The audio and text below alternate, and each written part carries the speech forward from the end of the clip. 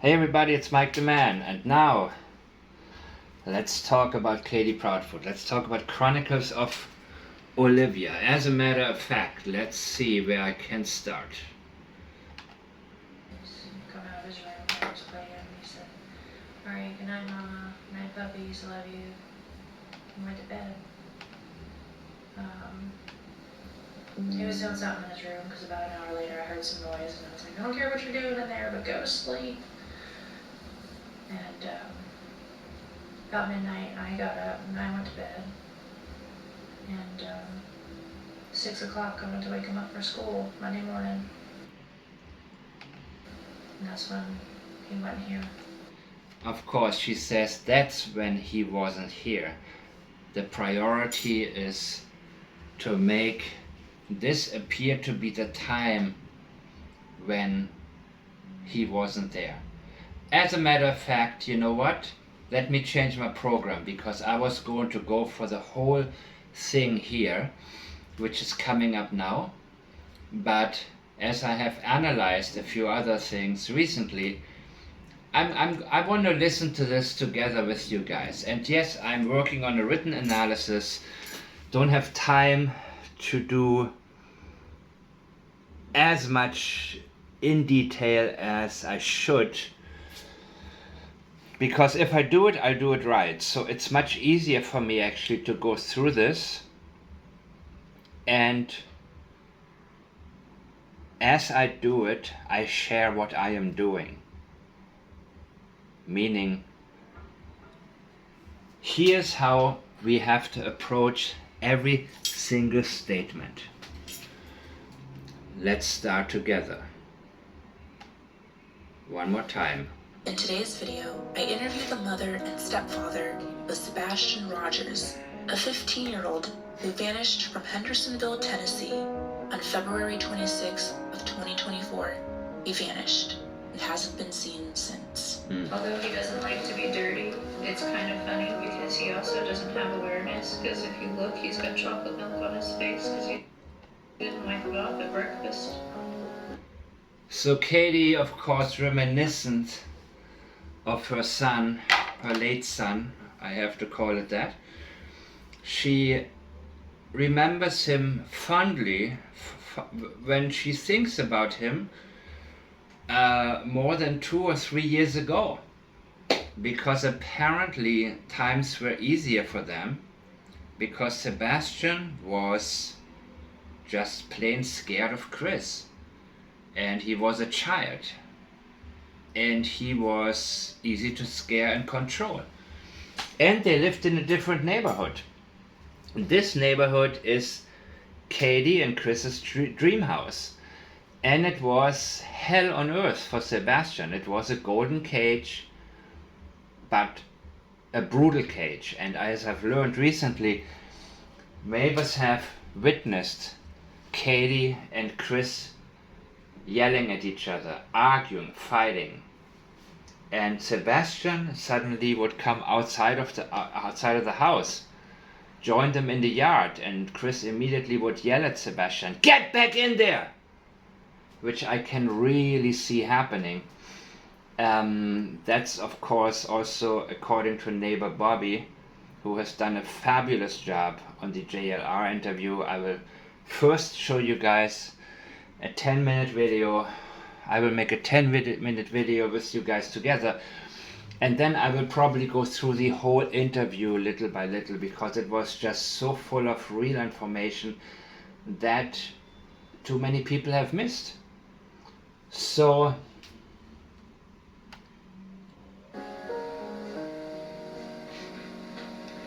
It's funny like that. yeah, of course, that music in the back, and the interviewer was completely sold on them. That's why she got the interview. And yeah, I'm sure she doesn't miss Sebastian. You know what she misses? She misses the old days when he was easy to control, when he wouldn't tell on anybody, when he wouldn't be able to verbalize to counselors in school what was going on at home. That's the Sebastian that she misses. So when she looks at his picture and says, yeah, he doesn't like to be dirty, but he has no self-awareness, and look, he has chocolate milk here on his face, he's funny like that, yeah, I have no doubt that you miss these kinds of days. But the problem is, children get older. And the problem is, your husband didn't like who was growing up in front of him. And you also said, oh, he's angry, he got a mustache, he's growing a mustache. Well, that's an expression of who he's becoming, who a boy turns into, for crying out loud. Was it a hint that you didn't like who he was turning into? When you talked about he was in a swimming pool like this cool guy on a pink flamingo, and it's just there are so many things off with her language that actually indicate to me that him changing, no longer being a child, that was a problem. That became a huge issue for her and her husband.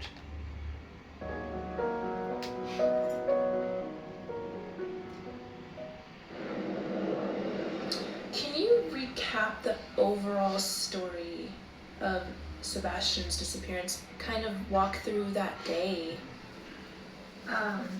Sunday, the day before he went missing. And again, Sunday. She said Sunday. She doesn't want to start on Monday because there is nothing of experiential memory that she wants to tell us about. She can tell us about Sunday, and then she says Sunday, the day before he went missing. Did you catch that? The day before he went missing. What does it tell us? It's very sensitive. She has only things to say about Sunday because Sunday was the last time he was seen alive. She cannot tell us about the day he went missing. But she is doing it. However, she wants us to believe the day that he went missing was Monday in the early morning hours. That's when he supposedly walked out of that door. So she needs to start with Sunday. Otherwise she would have to say, well, my husband pulled up on a truck because Sebastian fell out of bed and he was lying on the ground and couldn't move, or something like that. Nothing regarding the day that he went missing she can disclose. So she starts with Sunday, the actual day he was last seen alive. And that's why she feels the need to say the day before he went missing. We got up and, fun fact, everybody gets up. Everybody, that's unnecessary. It's full of, you see, her statements are full of unnecessary information and full of gaps. Next thing I know, and stuff like that, where she spends an enormous percentage on things that happen within a 5-minute period maybe, and then what happens within 5 hours, maybe 1 or 2 sentences. It's not proportional to what how the language should reflect the day's events. So something is off here. actually, I made breakfast that morning. Fun fact, what did she say? One moment. Sunday, the day before he went missing, we got up and, fun fact, I made breakfast that morning. Again, that's the duping delight also. That that laugh. We had a good time. We were laughing, we were joking. He talked to family on the phone. He talked to family on the phone. Whom did he talk to? Did he talk to Chris on the phone? Maybe. She didn't tell us whom she talked to. She just said to family, not my family, not our family, not his family, just family. during breakfast to brag. Um, we went and picked up our niece. Now it's our niece, and she's looking at Chris. She's a niece by marriage, but she's looking, picked up our niece. By the way, did Chris tell her to pick up his niece? Was that his idea? Did she have maybe different plans with Sebastian that day? Because it doesn't sound like a great day, actually. In the morning, yes, we were joking, we had a good time. But the language will change. Yeah, I got a call, and I got a call. Who called you? asked if I could go and pick her up, and I did. And so, Did Chris call you? That wasn't something that you were looking forward to, right? You didn't plan that. Did you have different plans with Sebastian? Did you maybe plan to go swimming or do something that Sebastian enjoys to do? And it fell apart. And eventually Sebastian got, well, expressed unhappiness, maybe. so we went and did that. We went to BJ's. Had a good time there. He ate a Had a good time there. Not we, not he, not I. Had a good time there. colossal popcorn. Colossal popcorn. Now it's gonna be all about food. And what kind of activity is that actually for a 15-year-old? I don't know. When I was 15, I know for a fact, had my mom said, you know, here now you're, how old is the niece? I don't know. We're going to have some colossal popcorn and go to the bowling alley, but we're not going to go bowling. I'm sorry, man. I mean, when that would have been a day I would have held against my mom for a very long time. You made me spend a whole day just, you know, being more bored than I would have otherwise been.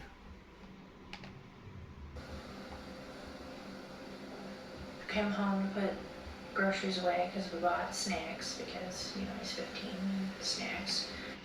Because he's 15. Snacks. Why did you put them away? They are snacks, right? Did you have to all the way drive home at this point in time? Was there a problem? Did Sebastian maybe start eating the snacks and you were angry and said, I'm gonna put them away now? That's actually my suspicion, people. Because she makes a point of having to tell us about going home to put away the snacks. She's not talking about grocery. Is she talking about... Let me hear this again. Come on, man. Time there, he ate a colossal popcorn. Colossal popcorn. That's very important, how much food he had that day.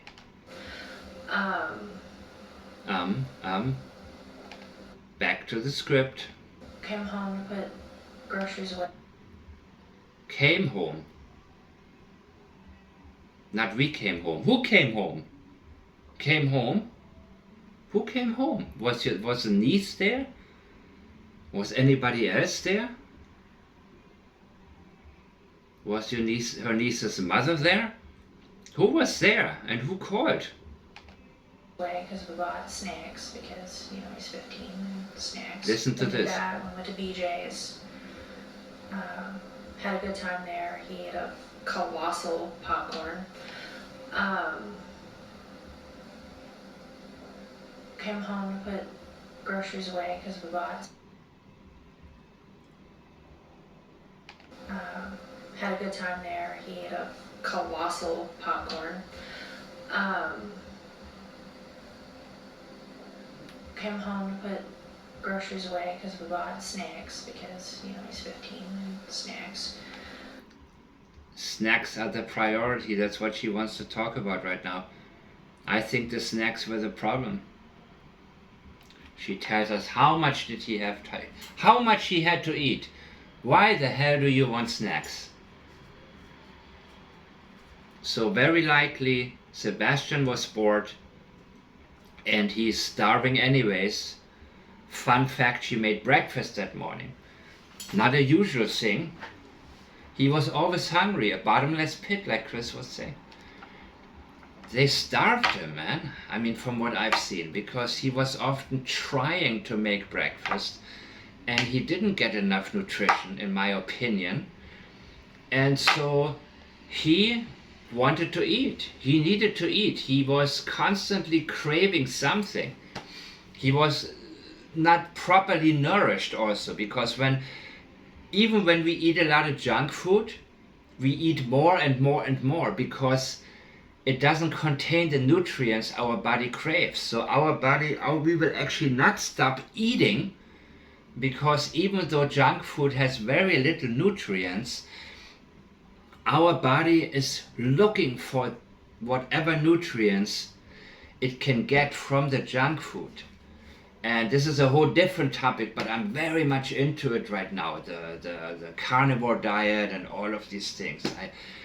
That's not what my channel is about, but there are many things that I have been learning about what nutrition actually is and how undernourished many of us are, and how in teenagers it is so important that they have the right types of natural and fresh food available. So yeah, if you buy so many snacks, then of course the more you eat, they say it's an addiction, the more you eat, the more you want to eat. No, it's simply that you don't get out of those what your body needs, and so you don't stop eating. And Katie, I think, man, she should know this. She's an intelligent woman, but I think common sense wise she's not really that wise in general.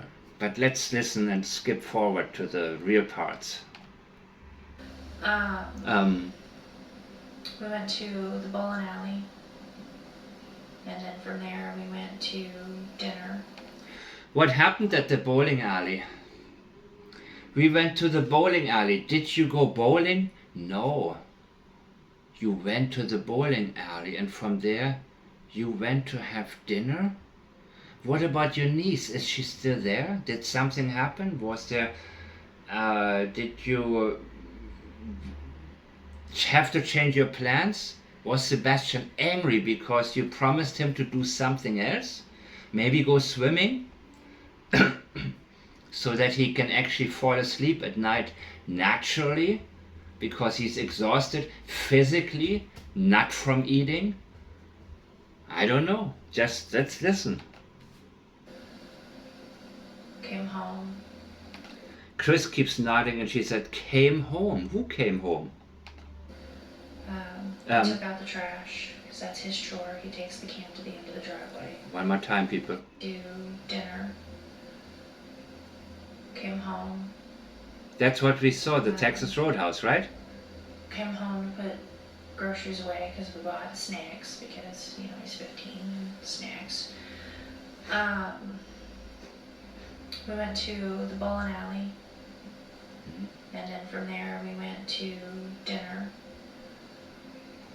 Came home.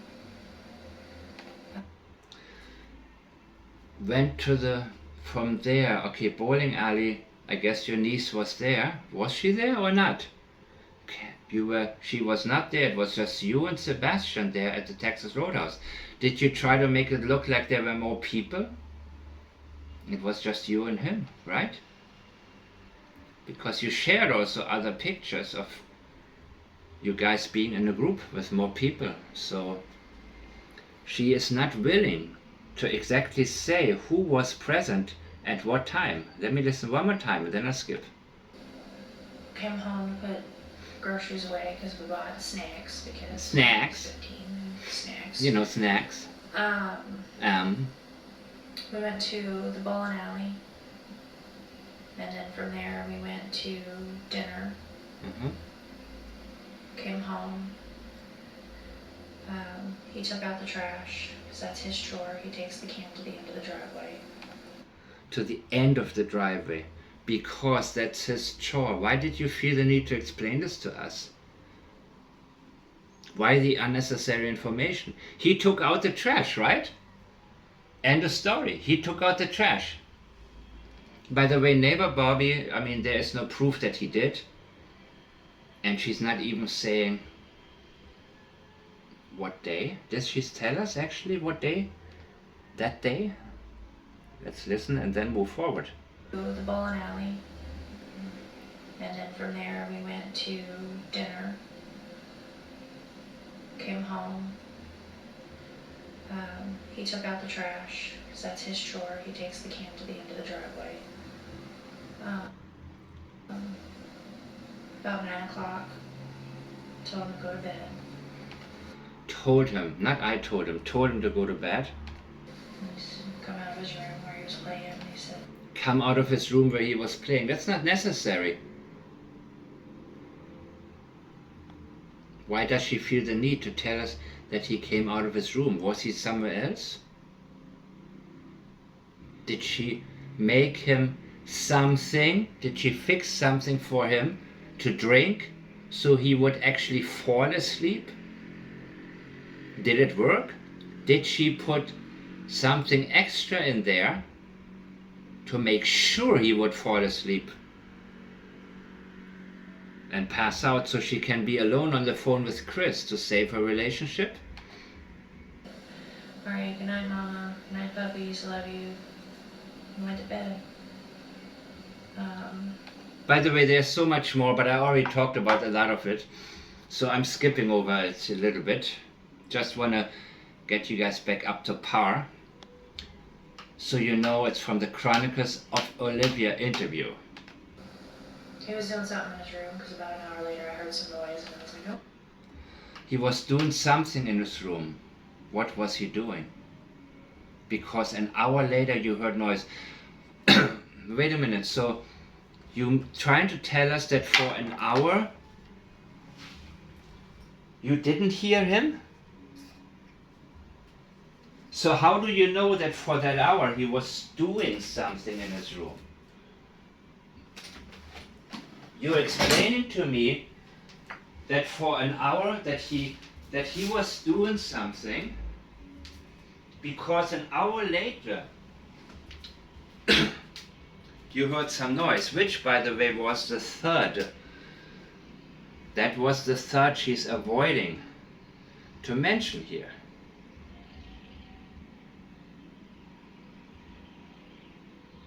Interesting, right? So what was he doing in there? What happened within that hour that she skipped? She skipped a whole hour. And later in another interview she would say, it was a normal night, it was a calm night. That hour is crucial. That hour was, I can guarantee you, full of conflict, fighting, arguing. You better go to bed. I don't want to hear you in the back. I'm gonna call my husband and he's not gonna hear you and I'm done with it, and you, who knows? Because that is the kind of temper that Katie usually has when she doesn't sit in front of a camera trying to portray the act of a submissive woman and a grieving mother. She let him have it. I have absolutely no doubt. And she, you know, had probably different plans, like I said. And Chris likely told her, no, you gotta take my niece there too. His niece. Hers through marriage. His niece. Even though he was far away, and we don't know, maybe he was called, or maybe he was ordered not to be around Sebastian. And Katie was the money woman. Katie was the one with the cash in this relationship. Meaning that the house, you know, was probably, I don't know if it was in both, if it's in both of their names, but she is the one who got the money. So of course it made sense that Chris would say, forget it, I'm just gonna stay in my trailer in Mississippi at the state border, right? at State Line, very close, 15 minutes from where he worked, by the way. Very close by, or 20 minutes or something like that. I looked it up, trust me. So now she is trying to tell us, she is first of all doing what she can to portray, and mind you, Katie Proudfoot is one heck of a portrayer. Portraying is what she does. She is very, very, very much into that. And she needs to be, if she wants to get away with this. So, I don't care what you're doing in there, but go to sleep. I don't care what you're doing in there. Yeah, she cares what he's doing in there. So, why did she say that he came out of his room? That likely indicates hiding, wanting to hide the specific location where something took place.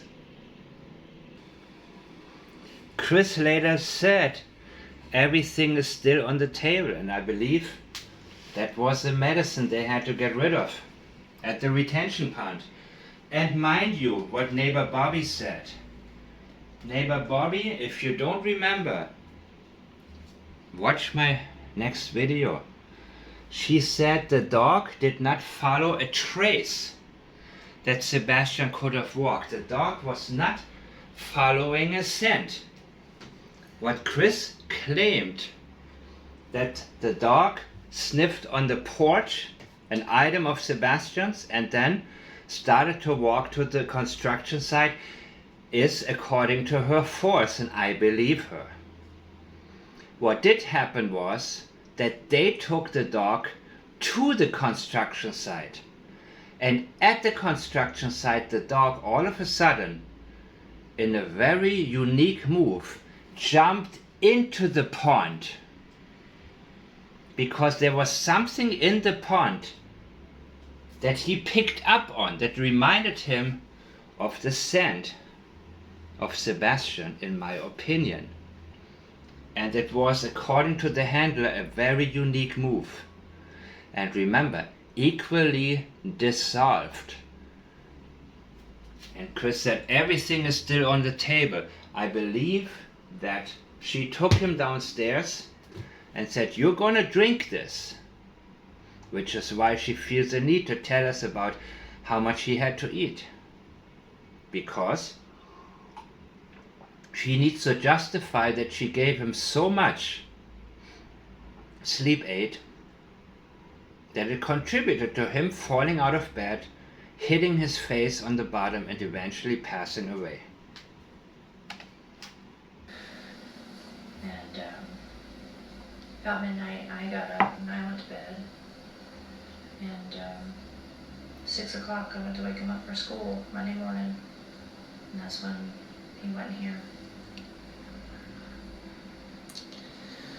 What was going through your mind at that point? Like, what were the feelings that you were feeling?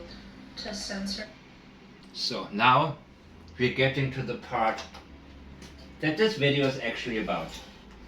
So whoever says, oh, you get so sidetracked, I'm actually not getting sidetracked at all. I'm simply not allowing tunnel vision to slow me down, because nobody else is doing what I'm doing. Thank you for the suggestions whom I should listen to, but no thanks. I tried it, it doesn't work. Except that one interview of JLR Investigates of neighbor Bobby, which I highly recommend and will go through with you guys at a later time, bit by bit. And yes, even though it's 10 months ago, there hasn't been anything since when it comes to information.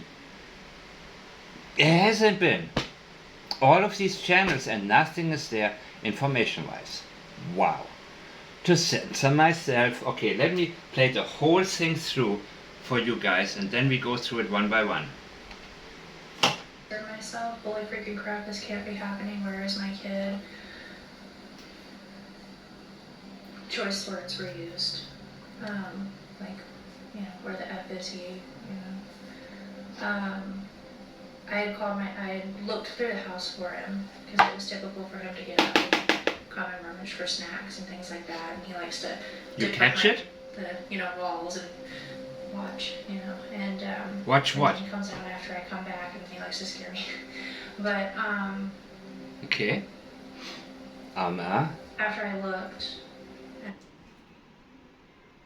So, I think we got enough to get started on this, right? To censor myself. Why do you have to censor yourself? Your child is missing. Your son is missing, and you are worried about coming off the wrong way? That's so important to you right now? Holy freaking crap.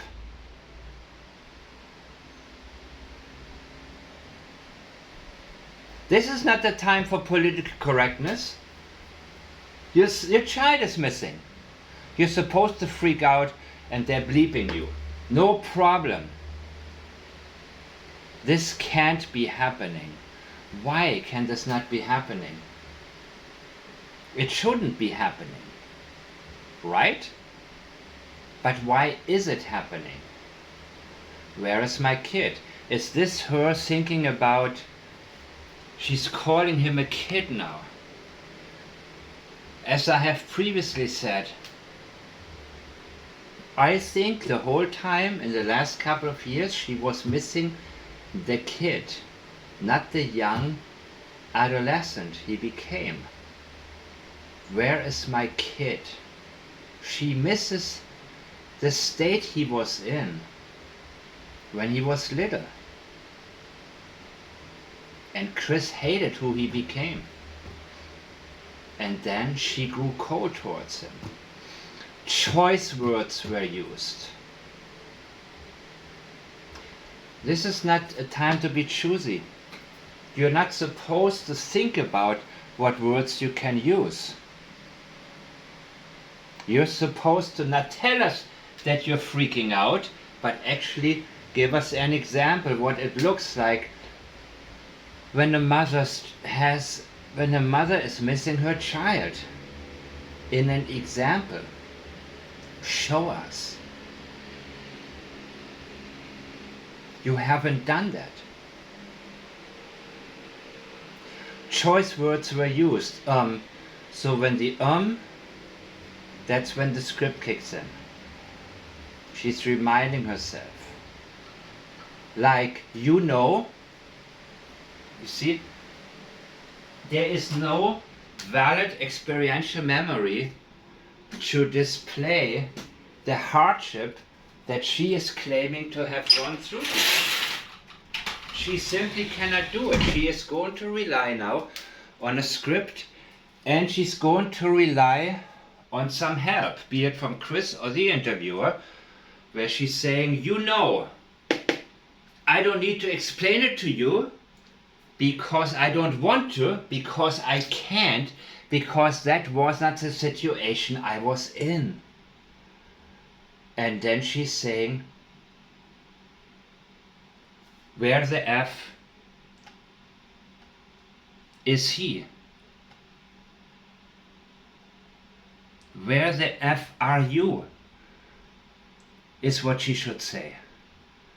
Where the F are you? Because she tells us choice words were used, like where the F is he. But what you were saying is, you were supposed to tell us something here. But you didn't. Because there is no experiential memory where she said, where the F are you? She had nothing to go by. She again tells us because once again, she's unable to simply rely.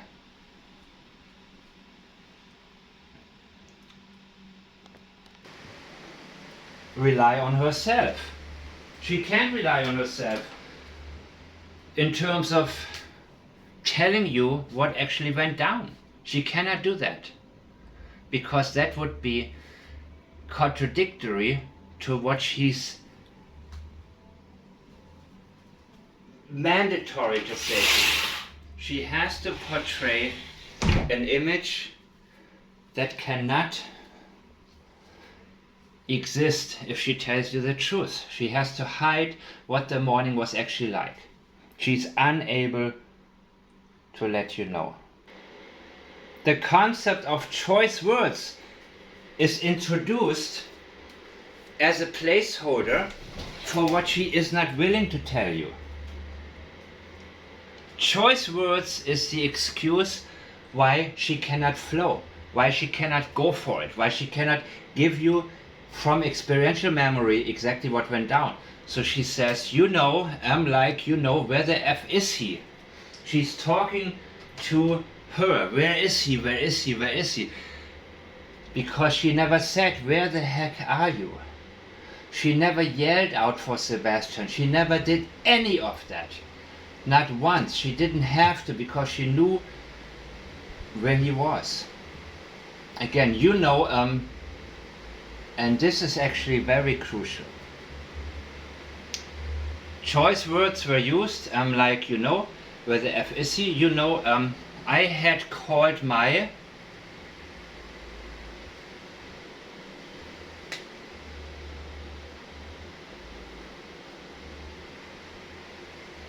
she is telling us that right after she got up and Sebastian wasn't there, right after, the first thing she did was call her husband at 6:03. She is telling us that. This is how she slips. What went through your mind? The sense of myself, holy freaking crap, this can't be happening. Where's my kid?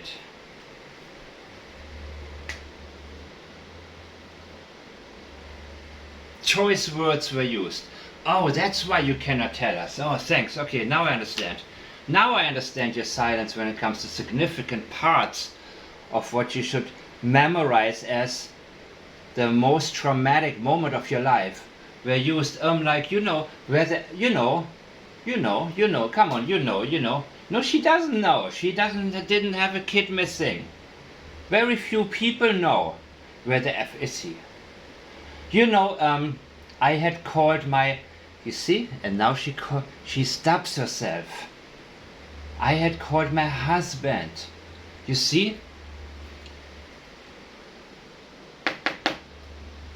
At the end of this little disaster, she's calling her husband, but she did it actually right after she got up. If she even slept. But she told us she woke up at 6, and at 6:03 she called her husband. That makes sense, right? If your alarm goes off and you feel a little bit groggy and you, okay, you look up, okay, what, okay, I gotta get up. Takes 2 minutes maybe. Immediately this woman, she grabbed the phone. Immediately she called Chris. I had looked through the house for him, and here we go. Now she is using, I looked, or I went to look. I had looked.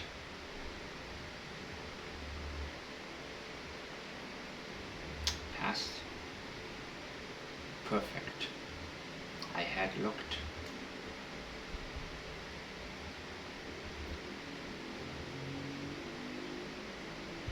So that is in relation to something else before the past, because she was about to tell you her whole spiel here. She was about to tell you about looking through the house, that she looked through the whole house, and that she had called her husband before that could have taken place already. So she's now moving into past perfect. I had looked through the house for him because she's trying to make this predate that one. Do you follow what I mean? What I'm saying here? Sorry if it's boring to some people, but I have to be as detailed as I have to be here. So you ain't seen nothing yet. Trust me. The whole interview, I had only scratched the surface before. Now I'm going to go into detail after detail after detail, people. This is what I'm gonna do. And I have to say that I prefer doing it via video than in a written form.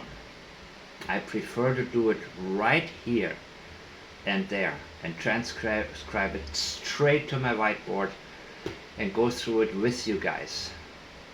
Because in written form there are too many decisions to be made, what to put in there and what to leave out, and when I'm speaking nothing gets left out, and whatever strikes me as strange immediately gets expressed and doesn't get lost. That's why I love doing this via video, and will continue to do so as long as I don't work officially on a case and have to do it in a written form. You know, I had called to censor myself, holy freaking crap, this can't be happening, whereas my choice words were used. By the way, were used as passive language. By whom? Who used choice words?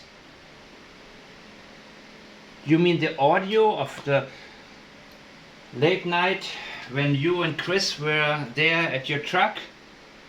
When the lights, in the lights video, by the way, how dumb do people have to be to assume this strange occurrence had nothing to do with Sebastian? How dumb do people have to be?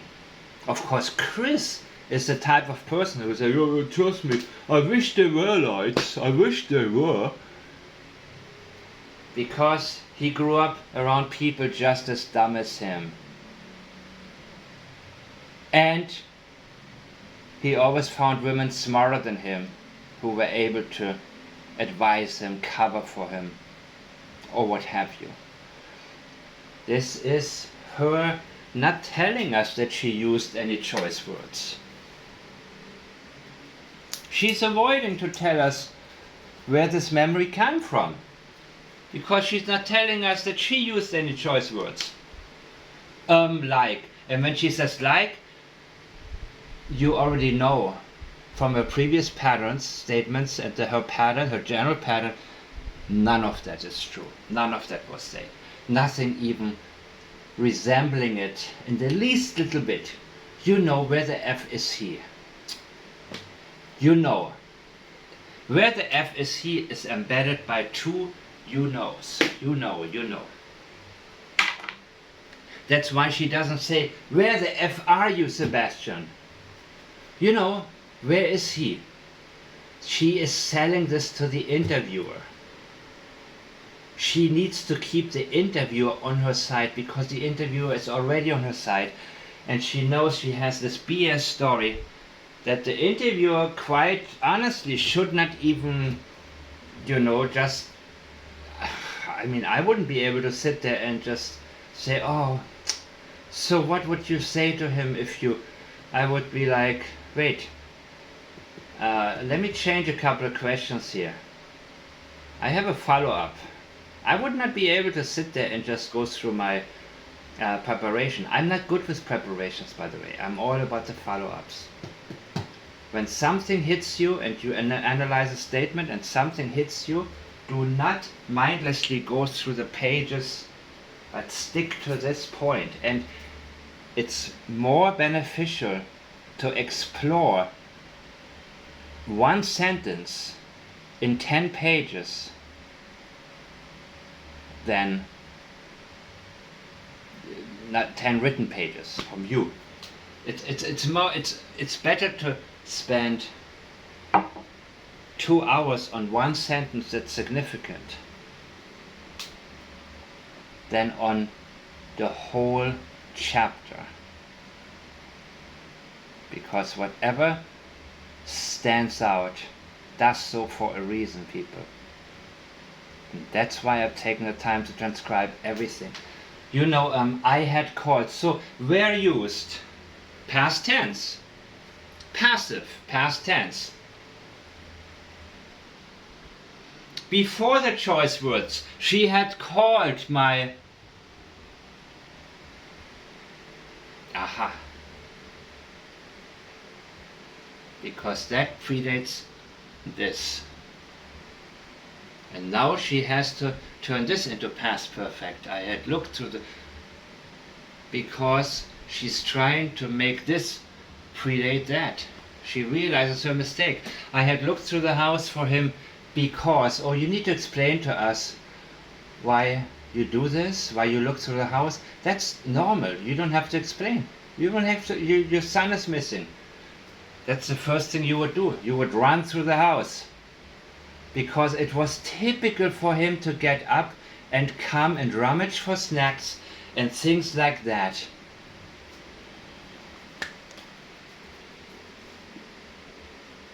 And he likes to dip behind the, walls and watch, and then he comes out after I come back.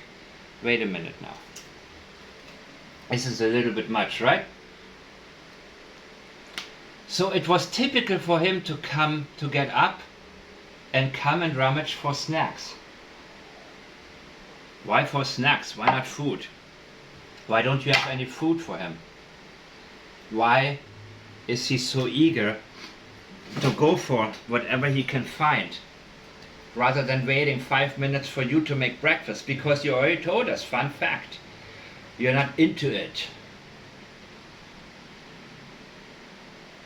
If you see the Texas Roadhouse video, you see how he's starving.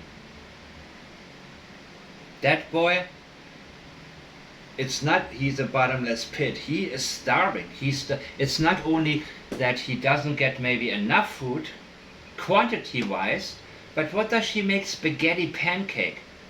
I mean, a teenager needs the vitamins and the nutrients and all of the protein, all of...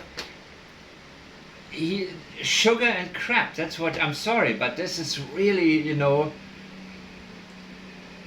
trust me, I understand this is the least worrying thing about the situation, but come on, people. This shows an overall, I had looked through the house. You see, I'm not anal retentive. This is what you have to be like. This is you, people. This is you. You have to analyze everything. When the tenses change, where the language is passive, when pronouns are left out or change. I had looked through the house for him because it was typical for him to get up. It's typical for him. So why, holy freaking crap, where's my kid? This is fake. She's telling us again. She didn't do any of that. She already told us. Before this little fantasy play, she had already called her husband. That slipped out. And yes, Katie Proudfoot is great at writing scripts, but she is that bad at sticking to the scripts. Chris is far better at it, unable to put a good thought together.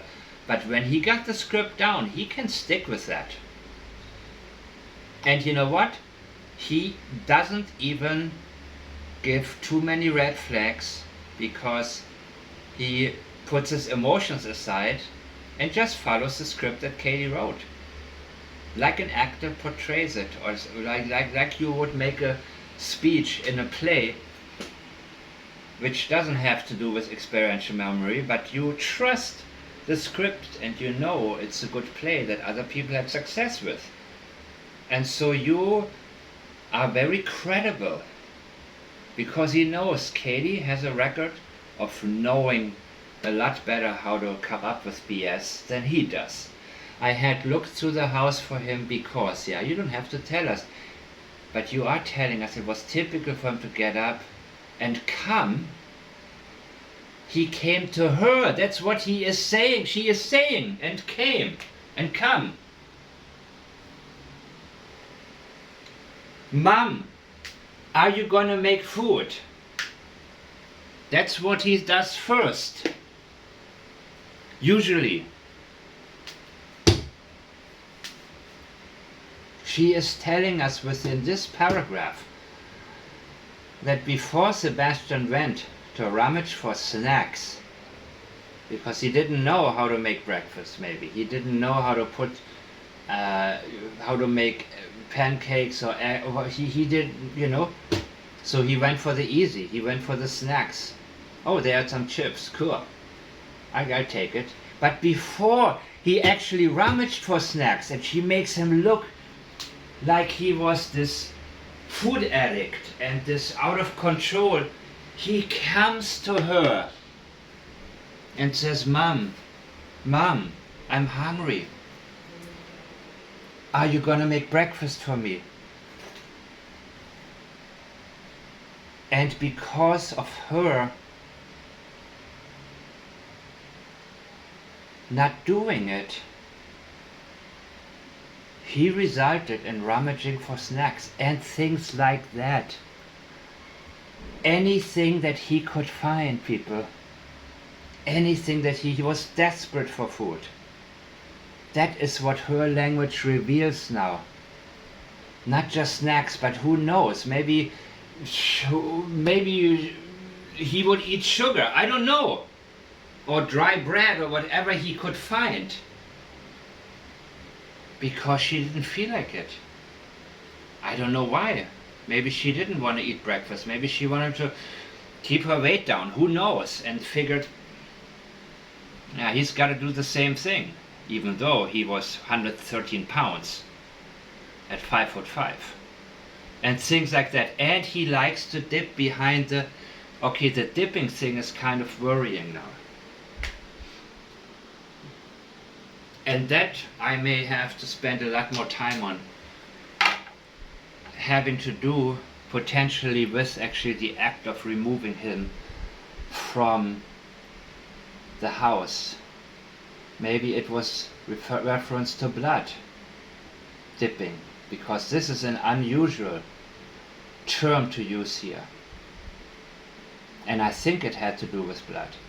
I think it had to do with the worry about certain blood stains being there in the house, behind the what? Behind the bed? Under the bed? Behind the what? You know. No, this is also not experiential. When she says you know,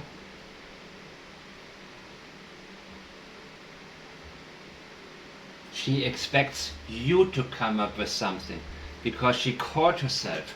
She caught herself in her own memory and has to abruptly stop herself before she gets into detail of what she actually did and experienced that particular night when it came to getting rid of Sebastian's body.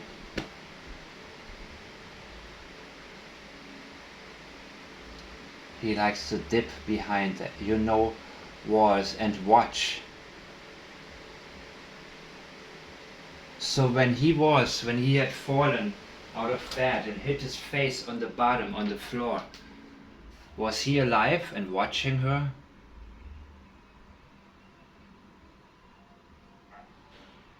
Dipping?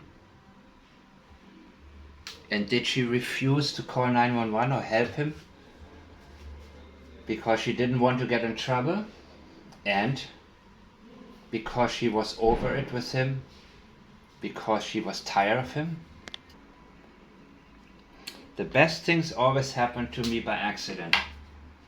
Actually, I didn't plan to make this long of a video, but even though I'm not that prepared for it, I hope the audio will be fine. If not, so be it. This is how I flow, people. I don't need to sit down with pen and paper for hours before I'm ready, because while I transcribe I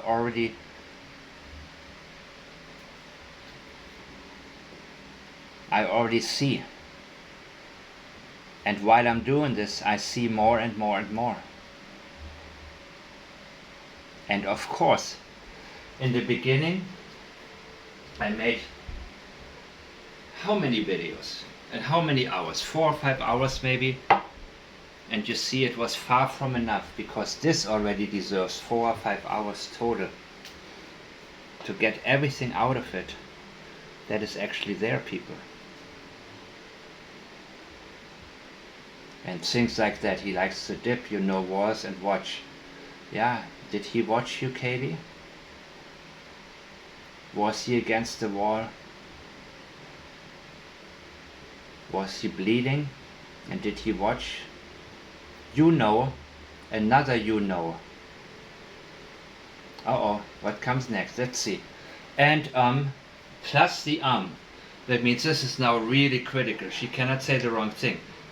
And then he comes out after I come back. Oh yeah. Oh yeah, baby. After I come back.